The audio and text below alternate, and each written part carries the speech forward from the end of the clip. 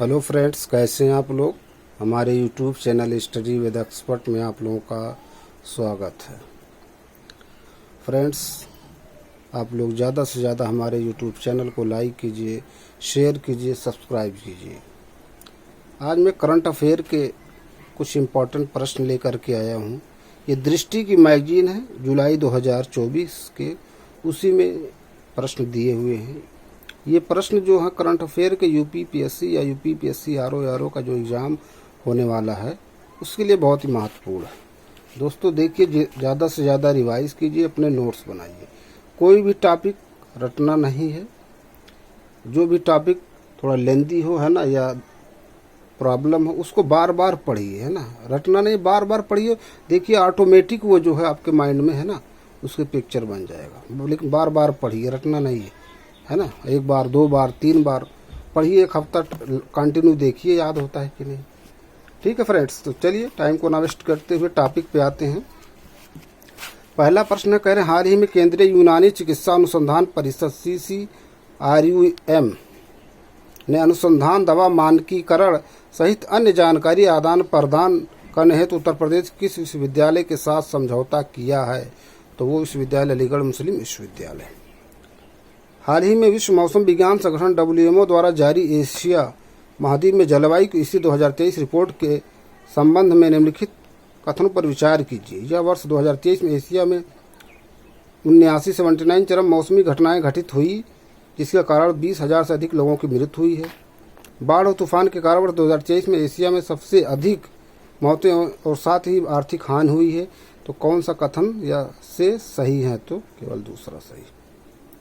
22 अप्रैल 2024 को Madrid Spain में आयोजित लारियस वर्ल्ड स्पोर्ट्स अवार्ड के 25वें संस्करण में निम्नलिखित में से किसे Laureus world sports man of the year 2024 का अवार्ड दिया गया है? नोवाक जोकोविच। बहुत इंपॉर्टेंट प्रश्न है दोस्तों, ये इस तरह से भी प्रश्न पूछे जाते हैं। 22 से 25 अप्रैल 2024 तक विश्व ऊर्जा कांग्रेस का 26वां संस्करण कहाँ आयोजित किया गया था? रॉटरडम, नीदरलैंड, है ना। 22 अप्रैल 2024 को राष्ट्रपति द्रौपदी मुर्मू ने उत्तर प्रदेश की कितनी हस्तियों को पद्मश्री पुरस्कार 2024 प्रदान किए? 12। हाल ही में किस देश की संसद ने विवादित रवांडा डिपोर्टेशन बिल को पास कर दिया है? ये है ब्रिटेन। अब देखिए रवांडा किगाली कहाँ पर है ना, बुरुंडी, रवांडा, ठीक, ये सब देखिए कहाँ पर हैं। अगला प्रश्न, 24 अप्रैल 2024 को सतलुज जल विद्युत निगम SJVN लिमिटेड ने भारत की पहली बहुउद्देशीय ताप और विद्युत संयुक्त हरित हाइड्रोजन पायलट परियोजना का उद्घाटन कहाँ किया है? तो ये हिमाचल प्रदेश में। हाल ही में भारत के किस पर्यावरण कार्यकर्ता को प्रतिष्ठित गोल्डमैन पर्यावरण पुरस्कार 2024 से सम्मानित किया गया है? आलोक शुक्ला। बहुत इंपॉर्टेंट प्रश्न है दोस्तों। देखिए इन्वायरमेंट या इकोलॉजी से संबंधित जो भी प्रश्न हो इम्पोर्टेंट होता है। ये जुलाई 2024 की मैगजीन है दृष्टि की। अगला प्रश्न देखिए क्या करें, 6 मई 2024 को GST अपीलीय न्यायाधिकरण GST के पहले अध्यक्ष के रूप में किसने पदभार ग्रहण किया है? तो कौन है? न्यायमूर्ति सेवानिवृत्त संजय कुमार मिश्रा।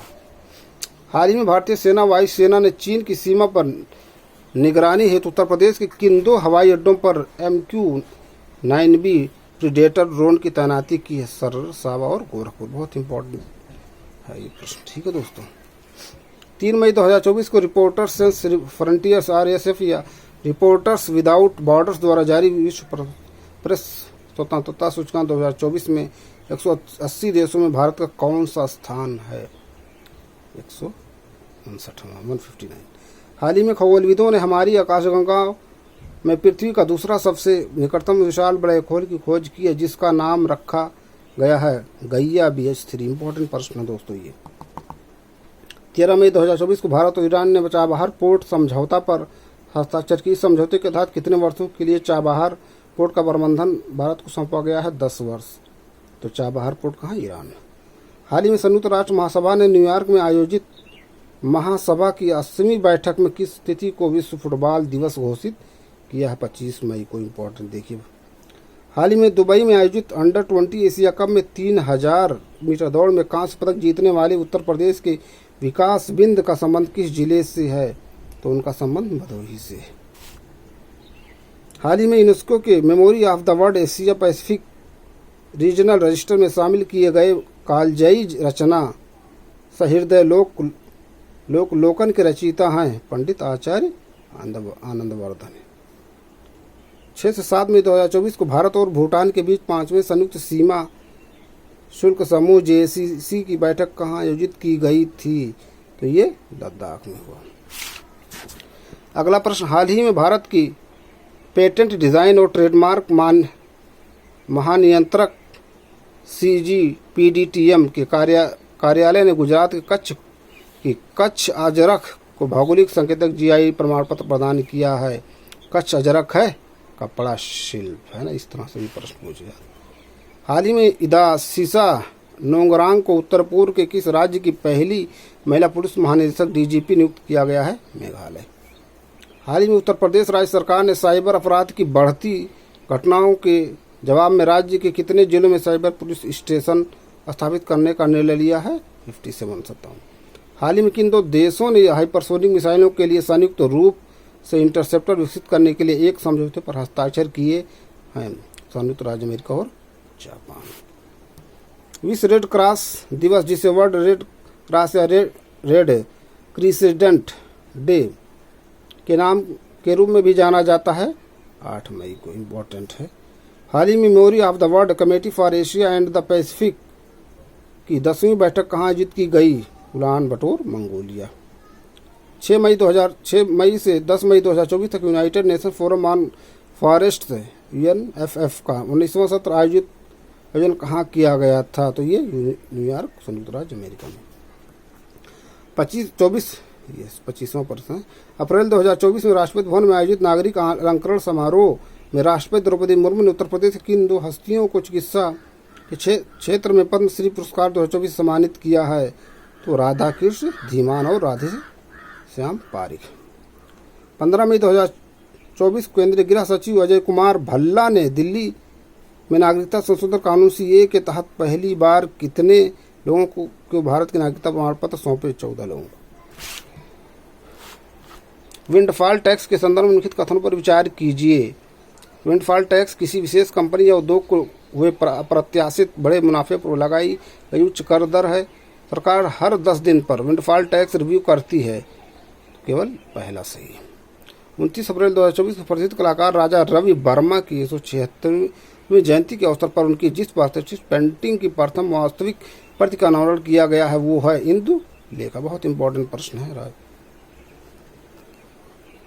हाल ही में तेलंगाना के पुरातत्व विभाग ने हैदराबाद से 110 किलोमीटर दूर स्थित प्रसिद्ध बौद्ध विरासत स्थल फड़ीगिरी में एक मिट्टी के बर्तन में 3730 शीशे के सिक्कों के भंडार की खोज की। ये सिक्के किस काल से संबंधित है? 3री-4वीं शताब्दी ईस्वी पूर्व।